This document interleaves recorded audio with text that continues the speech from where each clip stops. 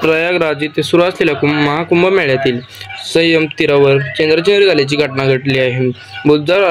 बुधवार अर्थात आजच्या मौनी अमावस्येनिमित्त शाही स्नानासाठी रात्रीपासूनच भाविकांची प्रचंड मोठी गर्दी येत होती।